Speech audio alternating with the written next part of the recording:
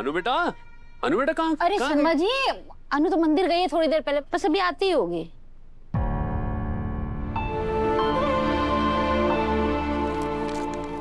अरे क्या हो? पता नहीं उन्होंने ये चिट्ठी पढ़ी भी या नहीं। पुष्पा, हाँ वो अनु मुझे बोल के गई है कि वो अपने घर जा रही है। उसे कोई जरूरी काम आ गया था तो मुझे बोल के गई तुझे बता दूं, और फोन करेगी तुझे घर जाके। हाँ, जरूरी काम? कहीं इस चिट्ठी के बारे में तो नहीं? पुष्पा, मुझे अनु थोड़ी परेशान लग रही थी। सब ठीक है ना? पता नहीं, मैंने उसे इस चिट्ठी के बारे में बताया था, फिर झंडा बंधन के बाद उसने कहा मैं मंदिर होके आती हूँ। मंदिर में तो आज सिद्धि माता थी। क्या सिद्धि माता? हाँ।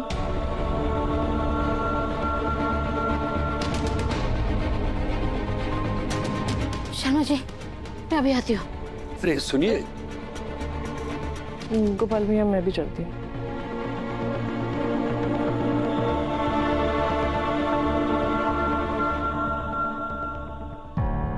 भाई साहब, आपने सिद्धि माता को देखा? हाँ थी तो, पर अभी थोड़ी देर पहले चली गई।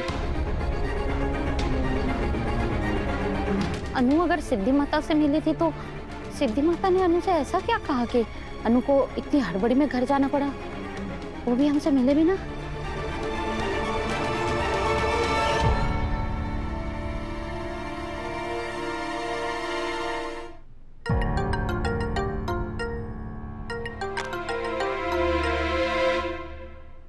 हेलो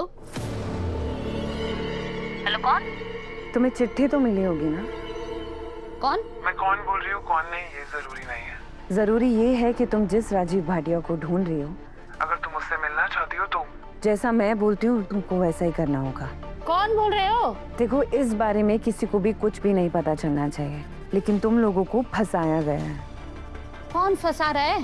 ये राजीव भाटिया ने। वो हम किसी राजीव भट्टे को जानते ही नहीं, तो वो हमें फंसाएगा कैसे? ये सब जानने के लिए तुम्हें मुझसे मिलना होगा। कौन हो तुम? कौन हो तुम?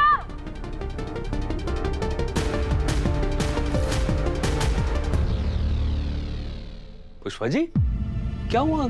किससे बात कर रही थी आप? अरे शर्मा जी, देखिए ना वो। देखो, इस बारे में किसी को भी कुछ भी नहीं पता चलना चाहिए। तुम लोगों को फंसाया गया है। वो रॉन्ग नंबर था। आजकल लोग ठीक से नंबर देखते ही नहीं है, अब कहीं भी फोन घुमा देते हैं।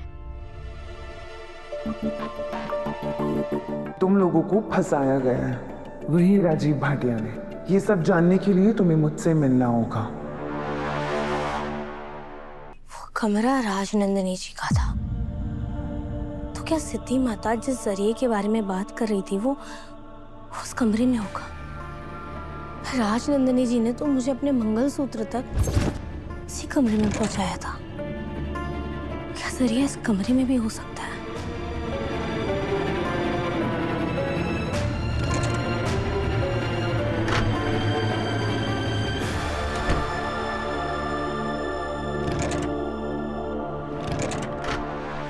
अनु, क्या ढूंढ रही हो?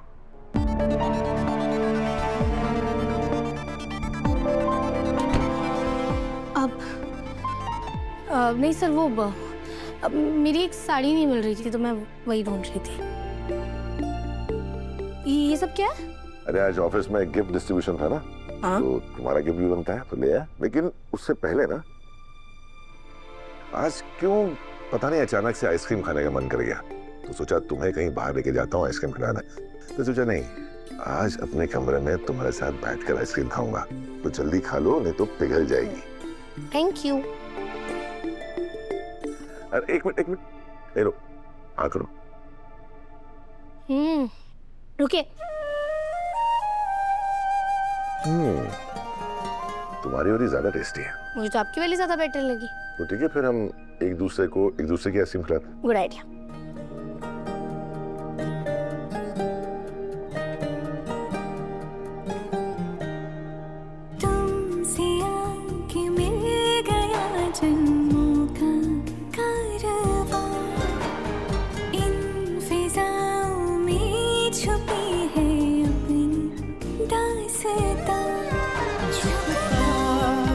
सजदे में तेरे हर पल है मेरा सफर बस है तुमसे तुम तक, तुमसे तुम तक। गिफ्ट, वो गिफ्ट लाए थे ना आप?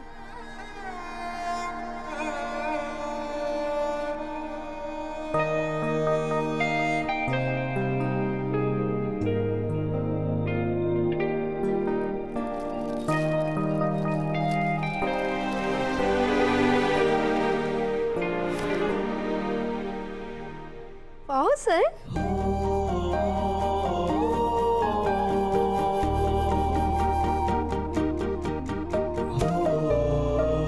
ये तो सच में बहुत अच्छा है। Thank you.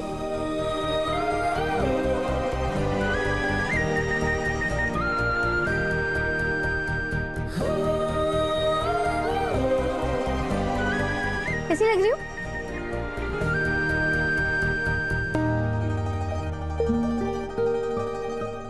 Thank you sir. तुम्हें पढ़ लेना और वक्त मिलेगा तो मैं भी पढ़ लूंगा।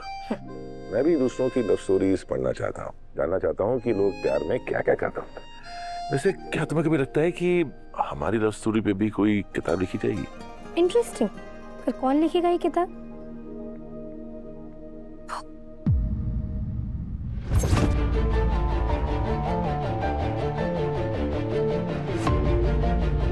मैंने ये पहले क्यों नहीं सोचा?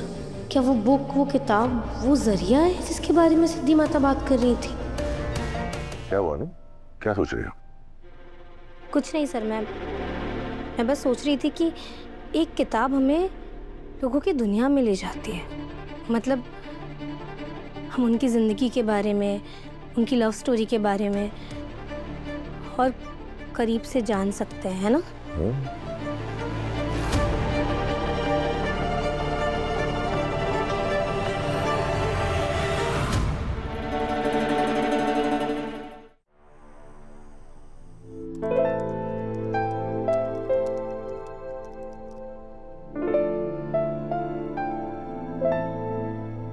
कुछ देर में 3 बज जाएंगे। मुझे उस कमरे में ठीक 3 बजे जाना होगा। उस बुक तुमसे तुम तक को चेक करना है। मुझे लगता है वो बुक, वो किताब ही वो जरिया है जिससे मुझे राजनंदिनी जी के बारे में पता चलेगा, जैसे सिद्धि माता ने कहा था।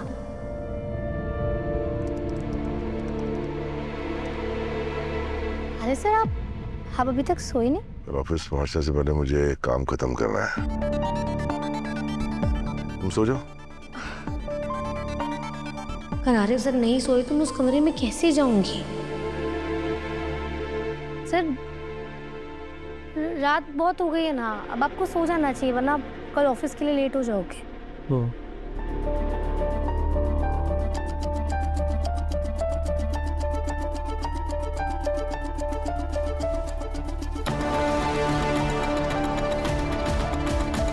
माता रानी प्लीज कुछ करिए, मेरा इसी टाइम उस कमरे में जाना बहुत जरूरी है।